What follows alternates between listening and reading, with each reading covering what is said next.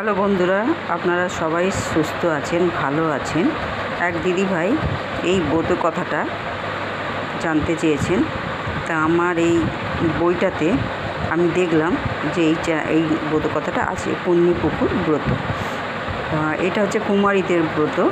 তা এটা আমি দিদিভাই আপনার উদ্দেশ্যেও জানাচ্ছি, আর যারা এই ব্রত করেন তাদের উদ্দেশ্যেও আমি এই ব্রত কথাটা জানালাম। তাই ব্রত কথা বইটা আমার শাশুড়ি মায়ের অনেক পুরনো বই, তবু আমি প্রথমটা আপনাদের দেখাচ্ছি। এই দেখুন, মেয়েদের ব্রত কথা লেখা আছে আশুতোষ, এই দেখুন মজুমদার। এইটা রয়েছে আমার শাশুড়ি মা, তো দেখুন বাঁধিয়ে একদম বইটা রেখেছেন বলে এখনও বইটা কিন্তু ভালো আছে। এই হচ্ছে প্রথমে। তারপর প্রত্যেকটা চ্যানেল, এই প্রত্যেকটা সূচিপত্রে যেমন থাকে সেইভাবে দেওয়া আছে। তা আমি আর এই দেখুন কুমারীর কী কুমারীর যে ব্রত কথা আছে সেটাও আমি বলছি। এই দেখুন এর মধ্যে লেখা আছে, বৈশাখ মাসের শিবব্রত, পুণ্যপুকুর, 10 পুতুল, হরিণচরণ, অসত্য পাতা, গোকুল ও পৃথিবীব্রত। আবার কার্তিক মাসে আছে যমপুকুর ব্রত, অজ্ঞান মাসে আছে সেজুতির ব্রত, আর পৌষ মাসে আছে তুসতুসুলি ব্রত। কারোর যদি এই ব্রত কথা জানতে ইচ্ছা হয় তাহলে আমাকে অবশ্যই কমেন্ট করে জানাবে। তা আমি এখন এই পুণ্যপুকুর ব্রত কথার কী নিয়ম সেইগুলো এই বইতে যা যা আছে আমি পড়ে আপনাকে জানাচ্ছি। এ দেখুন, বৈশাখ মাসে রোজ সকালে করতে হয়। ইহা হচ্ছে চৈত্র মাসের সংক্রান্তি হইতে করিবে, 4 বৎসর করিয়া উদযাপন করিবে। বাড়ির মেঠে উঠানে বা পুকুর ধারে কি বাগানে অথবা সানের মেঝের আল দিয়া 1 হাত চৌকা পুকুর করিবে। বুঝতে পারছেন, যেমন যেমন বলছি লেখা আছে আমি ঠিক সেইভাবেই বলছি। 1 হাত চৌকা, ঠিক চৌকো টাইপের পুকুর করবে। 4টি ঘাট করিয়া ঘাটের দুপাশে করি দিয়া সাজাইয়া দেবে। এবার মাঝখানে একটি তুলসী গাছ পুঁতিবে। কেউ কেউ বেল ডাল, কেউ কেউ বেল ডাল পাতা সমেতও দিয়ে থাকে। যে কোনো একটা করবেন। আর উদযাপনের সময় ব্রাহ্মণকে খাওয়াইয়া সোনার বেল দান ও ষোড়শ দান দক্ষিণা দিতে হয়। কোথাও 4 জন ব্রাহ্মণকে খাওয়ায়। এই হচ্ছে প্রথম দিকে নিয়মটা যা যা সেটা আমি পড়ে শোনালাম। এবার দেখুন এখানে কি আছে।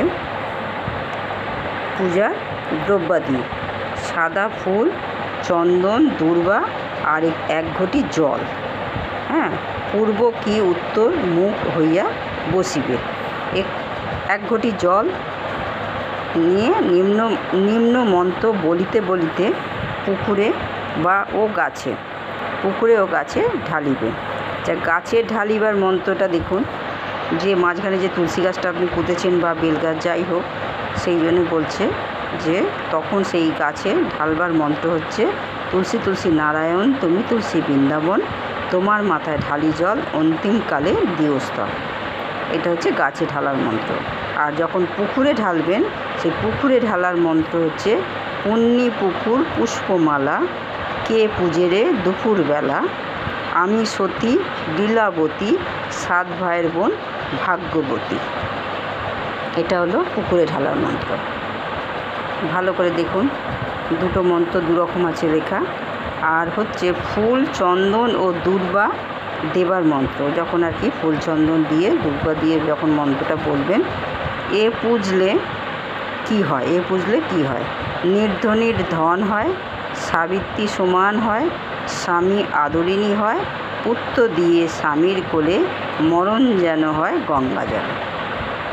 এই মন্ত্রটা দিয়ে করবেন। আর এই মন্ত্র বলিয়া 3 বার পুকুরে ফুল দেবে। তারপর গলায় কাপড় দিয়ে প্রণাম করবে।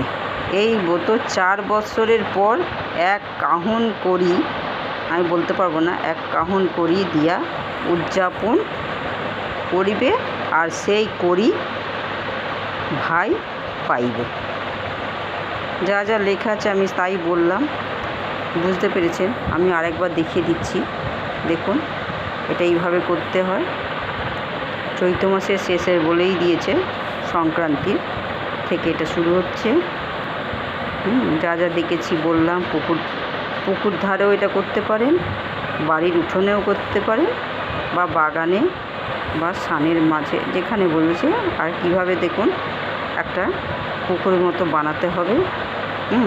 দেখুন 4টি ঘট না, ঘাট, চারদিকে 4টে ঘাট বানাতে হবে। আর ঘাটের দুপাশেই দেখুন কী দিয়ে, দুপাশে কড়ি দিয়ে, কড়ি দিয়ে সাজাবে, যা যা বললাম।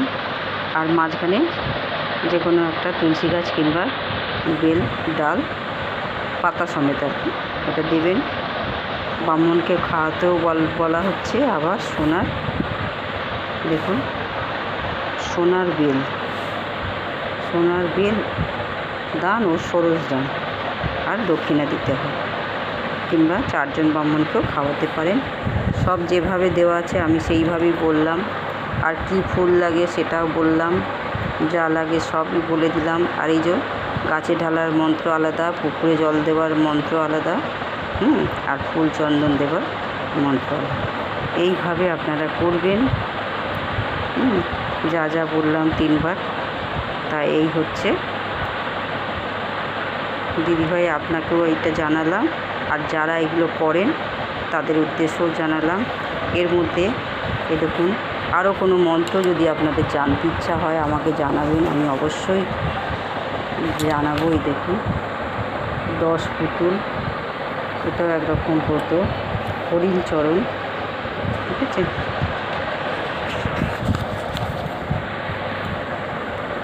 এইসব হচ্ছে ব্রত কথা। এই হলো, এটা হচ্ছে অশুদ্ধ পাতা ব্রত কথা। কারোর ইচ্ছা হলে বলবেন। গোকুল ব্রত অবশ্যই জানাবেন।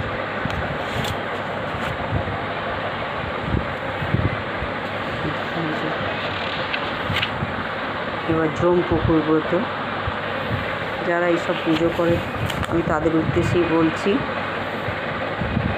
অবশ্যই কমেন্ট করে জানাবেন, আমি অবশ্যই বলবো। এই হচ্ছে বইটা, অনেক বছর পুরনো বই, কিন্তু আমার শাশুড়ি মা খুব যত্ন করে বাঁধিয়ে বইটা রেখেছে। এই আছে। তাই এখানে আমি ভিডিওটা শেষ করি। আপনারা সবাই ভালো থাকুন। বইটা প্রথমে তো আমি দেখিয়েছি। এই হচ্ছে।